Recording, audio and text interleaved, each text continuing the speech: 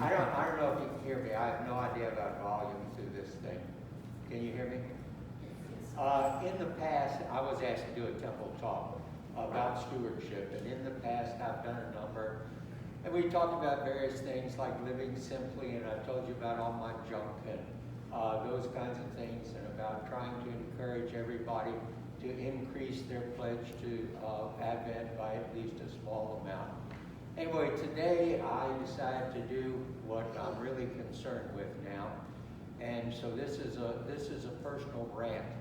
I wrote it out, and it looked like it was going to be about 4 hours, but I have reduced it down to 36 minutes if I do it at the right speed. Anyway, I think that we have a problem with stewardship of our democracy, and I'm very concerned about it.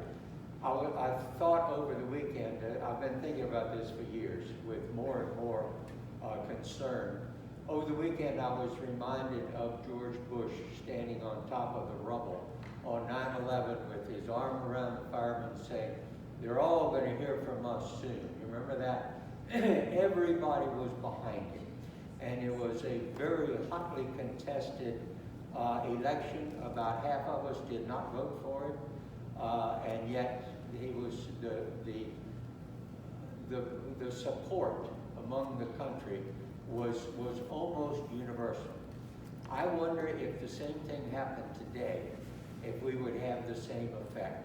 And I kind of doubt if we would. I think we would be pointing fingers and blaming each other instead of unifying. So my concern is for our looking at how we can strengthen our democracy. And in thinking about this, I go back to some things that I think have changed in recent years. I've been a news junkie my entire life. And when I was a kid, I used to read I grew up in Washington, D.C. I'd read the Washington Post and the Washington Star. The Washington Star was a conservative paper. The Washington Post was a liberal paper. The editorial pages were clearly marked, and you knew the editorial in the Star would be conservative, the editorial in the Post would be liberal, but the news was the same. Occasionally we'd get the Baltimore Sun, and it was the same deal. The news would be the same. I would watch television and watch Huntley and Brinkley on NBC, and watch Walter Cronkite on CBS, and it was news. It wasn't opinion. And when there was opinion, it was clearly noted. I remember distinctly, some years old as I am probably remember the same thing.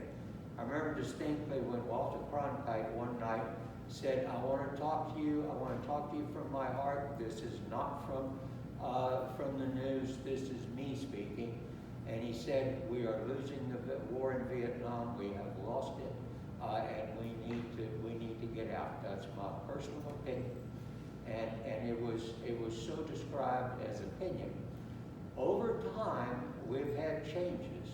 Over time, the newspapers no longer have the budgets and have the staffs to do the individual research and reporting that they used to do. And we've had a growth in all of the cable news channels. And the cable news channels particularly do not clearly mark where the news stops and the editorial starts. And there are lots of things that are said that are plain wrong. And we, I think, are believing an awful lot that we shouldn't be believing. And for example, I'll tell you when I first really became interested in this, it was a few years ago. I had been hearing about no-go zones. I don't know if any of you remember that, but there was a strong anti-Muslim feeling going on in the country at the time. And they were saying that there were this was on a particular cable news network, they were saying there were these no-go zones all over the world where the Muslims had taken over and had instituted Sharia law, and the other administration had left. And they also said there were some of these zones in America. And I could not imagine, but I didn't do anything about it. And one Saturday morning, this had been going on for about a week, I've been here. One Saturday morning, I went to a car event in Commerce, Georgia, which is a little town north of Atlanta off I-85. And I got home that afternoon, I turned on the television, and there was a guy standing there saying that Commerce, Georgia was a no-go zone, and that the Sharia law had been implemented there, and the police were Muslims. And I had seen the police. I saw the police car said police in it. It didn't have Arabic writing, and I was shocked. And so I finally decided I need to look into this. So I got out my phone, and I have learned over the years that this is the most important thing I have, because I can validate or prove wrong 99% of what I question that is said on television or that I read in the newspapers.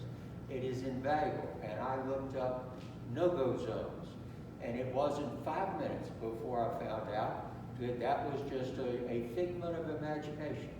And about a week later, I stopped hearing about it. I wondered why I stopped hearing about it. I went on my phone, and I saw that the mayor of Paris had threatened to sue this network, and they stopped it under threat of suit.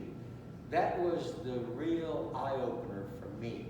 And then I've been confronted by all the disinformation and misinformation that is just everywhere at this time. And I think in order to be good stewards of our democracy, I think we need to take it upon ourselves to verify, to look at what we're seeing. I was thinking about that this morning when I turned on my Facebook news feed. There's not a bit of news in my Facebook news feed, but I get all these opinions, and I get some kind of way out opinion, like some woman claimed the other day that everybody who got the vaccine had become a chimpanzee. And after I looked carefully in the mirror, I decided, at least in one case, that was not true. And so I started thinking about Facebook, and if you remember, during the 2016 election, you remember all of Russia's contributions of disinformation to Facebook? Well, lots of those contributions were paid for in rubles. So Facebook was accepting rubles, and the stories dealt with American society, racial strife, income inequality, those kinds of things, submitted by Russia, and Facebook did nothing about it. Facebook finally has taken a few steps in trying to reduce some disinformation in some areas. But my concern is that we no longer agree on the facts. And if we can't agree on the facts, we can never have a good debate. We can never resolve anything. If I think the sun rises in the east and you think it rises in the west, we can conclude nothing about astronomy.